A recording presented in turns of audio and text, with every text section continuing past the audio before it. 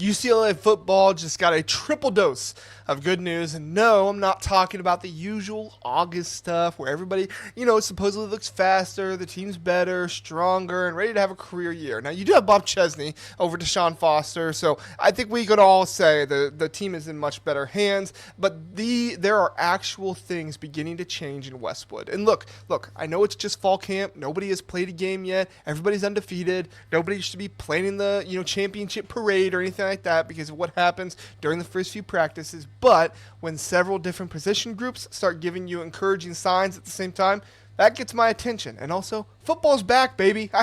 I want to talk about it. I want to be talking about it here on the Big Ten Huddle. So like and subscribe and join us as we talk about it here, because UCLA has questions everywhere entering Bob Chesney's era. Offensive line, receiver, secondary, player development, overall organization. And suddenly, we're starting to get answers on multiple fronts. And that's not like, an insult to Chesney. It's just that's what happens when you get a brand new coach and you have a whole bunch of new players coming in. So we're doing everything we can to learn about it. So in this episode of the Big Ten Huddle presented by FanDuel, I want to show you 4 developments coming out of UCLA camp that I think the Bruin fans should be genuinely excited about. And stick around because the last one might actually matter more than any individual player moving up in the depth chart. So here is what's happening. All right, here's what's happening. The first piece of good news might be the most interesting player development of the entire group, and it's the Ohio State transfer, Malik Hartford. He is somebody UCLA fans probably need to start paying a little bit more attention to. Like I said, Hartford comes over from Ohio State, and because he didn't become some huge star in Columbus, I think, it would be really easy to kind of look at him as just another guy who transferred because things just didn't work out for him, except that leaves out one pretty important detail. He got the most snaps in his freshman year in 2023, and then Caleb Downs came to town. And that matters, right? Because there's a difference between saying this guy wasn't good enough to play at Ohio State and saying this guy got caught behind one of the best defensive backs, or maybe the best defensive back in all of college football for like 2 years running, okay? Those are not even remotely the same story. Hartford showed promise early at Ohio State in his career. That's one of the reasons why he played over 150 snaps. He even started games as a young player. Then Downs entered the picture. Roles change. Here, let me bring up 2023 for you. Roles change. There you go.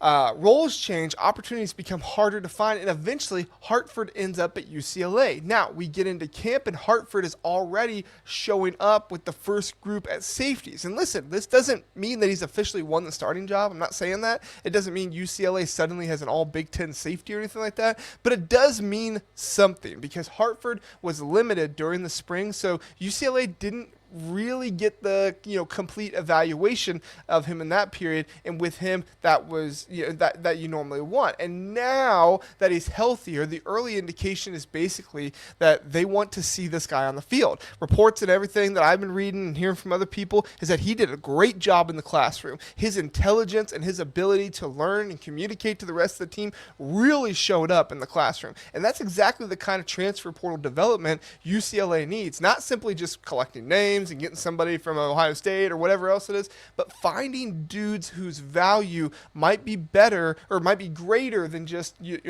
what was on the field, be able to be even more than that in leadership and communication. And Hartford isn't the only interesting thing happening in the secondary. UCLA is also experimenting. Cole Martin has gotten work down at nickel. Derek Barksdale has gotten work on the outside. Hartford has gotten the safety opportunity, and all of this becomes even more interesting because UCLA still has some uncertainty surrounding Scooter Jackson's eligibility. And again, don't react to just one practice of alignment, okay? That's not what I'm telling you to do, but the opportunities are there. Fall camp is about experimentation, giving players opportunities and seeing what they do with it. But there's something I like about what UCLA appears to be doing here.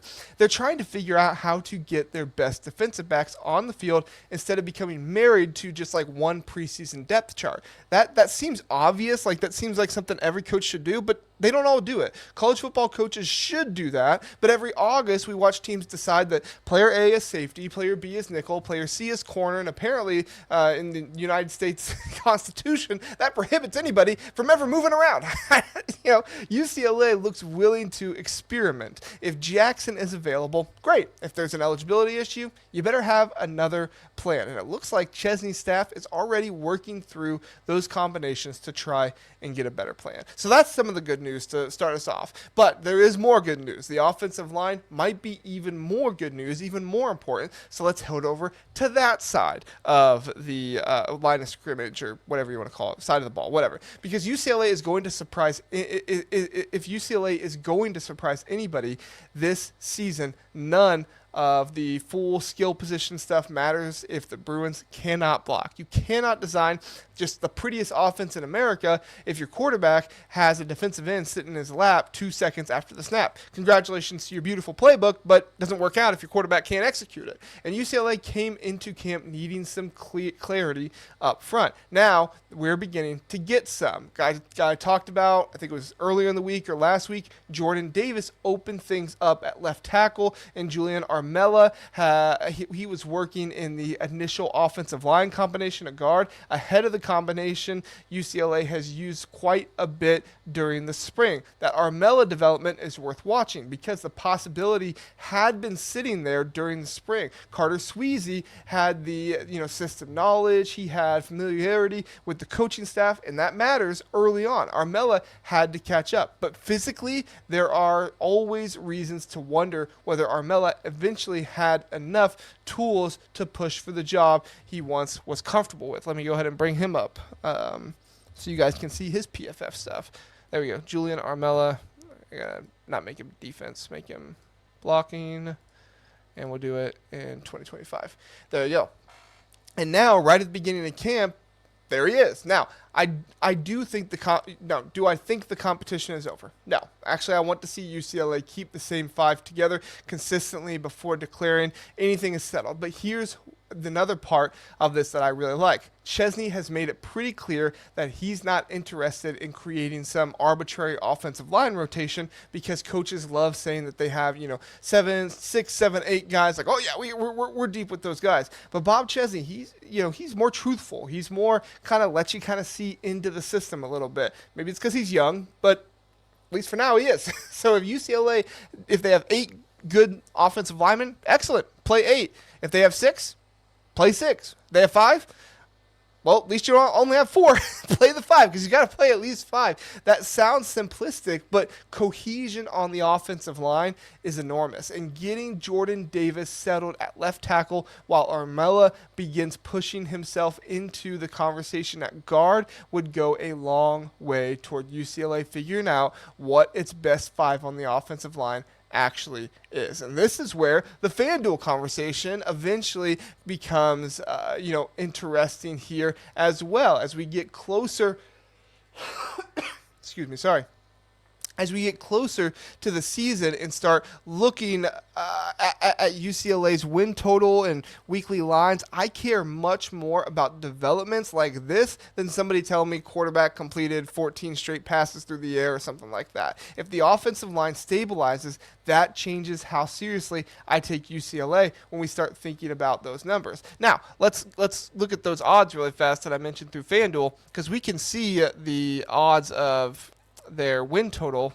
If I go here, yep, there it is. 6.5 win total. Favored to go under. If you're going to do that, if you're going to be over that, you got to have some good wide receivers because UCLA might also be figuring out exactly how it wants to deploy some of their best athletes. Mikey Matthews has been working from the slot, and that makes sense. Brian Rowe getting at work outside is the part I find fascinating too. Rowe has the type of athletic ability that makes coaches want to find space for him. Quickness, elusiveness, ball skills, the ability to make something happen when he gets opportunities. And instead of automatically saying, well, doesn't look like, we have the traditional giant on the outside receiver, so let's live in the slot and do all this stuff, UCLA is exploring something different.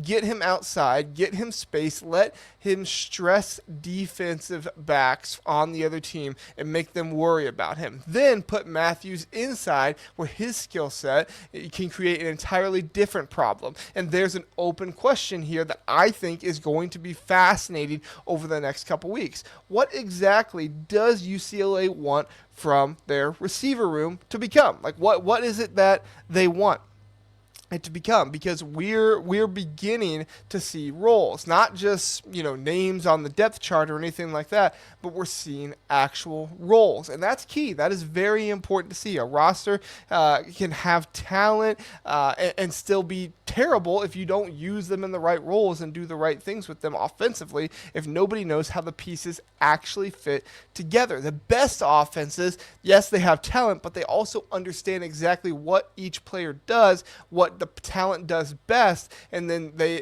force defenses to deal with those specific problems. UCLA is at least beginning to show us what that might look like. But here's the good news: development that matters to the most to me, I guess, in particular. He's Bob Chesney, right? Not because he won the press conference, not because he's really good at speaking in front of people, not because everybody loves the new coach in August or anything like that. Every new coach is organized in August, right? Every new coach has it figured out. Every new coach is going to be able to put it all together, at least the ones who know what they're doing, right? Every strength staff supposedly transformed the roster. Every culture is incredible until somebody loses 3 games. I'm talking about something more specific here. There appears to be an obsession with details inside the program that UCLA has not consistently had. Chip Kelly was very detailed with the offense, but he really didn't care all that much about the defense. Deshaun Foster, I mean, God bless him. He was trying his best, but he just wasn't ready to be a head coach yet. It was too soon, and he didn't have the details pat down to do that. You can see Chesney involved across all different areas. He's over with the defense. He's working with the special teams to get them ready, teaching individual technique, correcting the little things out there. The staff has been intentional about practicing in the heat because they want players prepared for uncomfortable conditions, right? I mean, that is what you want in your head coach. That's what you want in a staff who is thinking about every possible thing, not just, hey, let's get the reps in, but how can we get the reps in to prepare the players for this? They're taking the team away from campus for parts of camp because Chesney believes there's value in getting the group together somewhere different, building chemistry, challenging them, getting them off campus someplace else. None of those things were, wins a football game by any means, but I do think they're important for building your culture, building your team, and that is exactly what Bob Chesney is doing right now. I'm not going to sit here and tell you that UCLA, because they have a good culture, is going to beat Oregon because Bob Chesney taught somebody the proper way to recover a fumble in August, but winning programs are usually built through hundreds of little things that look completely irrelevant until November. That's really what interests me, because UCLA has had talent before. I think they had talent under Deshaun Foster, if we're just being honest. They have good offensive ideas before. They've had NFL players before. The question has always been whether the Bruins can build the complete program around those things. The physical development, the organization, the situational football, the attention to special teams, the details that turn a 6-win team into an 8-win team and eventually give you a chance to become something more. And that's why I think these first camp developments, first day of camp, second day of camp, kind of early on developments are legitimately refreshing. And it's not just, one giant piece of news. It's like a stack of news. You got Malik Hartford, offensive line, Bob Chesney creating the culture in the program. It stacks on top of themselves. Hartford could be considerably more important than people realize. The secondary is already experimenting to find the best combination. The offensive line might be beginning to settle in. Armella is pushing for a job. Davis is looking established, which let's hope he is. Gosh, we need that at the left tackle. The receiver roles are starting to make sense, and the entire operation under Chesney looks extremely intentional. That's the triple dose or quadruple dose or however many things of news I gave you. I think I put triple dose in the title, but however many there are. Now comes the important part. Can UCLA turn encouraging August signs into actual September football? Because nobody hangs banners for winning games, winning fall camp or anything like that. You don't get banners for that. Nebraska would have 1,000 if you did. They already have some banners, but I'm talking here recently. But I would much rather enter the season asking whether encouraging developments are real than already trying to explain what obvious problems are. And right now, UCLA fans have legitimate reasons to feel better, to feel relieved, to feel refreshed with Bob Chesney as their head coach. The Bruins still have plenty to prove. Don't get me wrong; they have not arrived. We are not saying they are, winning a national championship this year. But for the first time, you can start seeing what Bob Chesney's version of UCLA might actually look like, and I think that is the real story here. If you're a UCLA fan, tell me what development matters most to you. Is it the Malik Hartford, the offensive line, the receivers, what you're seeing with Bob Chesney? And let me know. Like the video, subscribe here for more Big Ten Huddle football and basketball analysis, and come check us out on Sunday and Tuesday nights at 9 p.m. on youtube.com/the Big Ten Huddle. We would appreciate having you there with us, and we'll have a great time. So check us out, me and Zach, Sunday, Tuesday nights at 9 p.m. talking all things all Big Ten. And if you're with us on YouTube, you can be in the chat. We always like to reference the chat, and send us a super chat as well. We always appreciate that. Thank you so much for listening and watching the Big Ten Huddle. Have a good one, and we'll see you next time.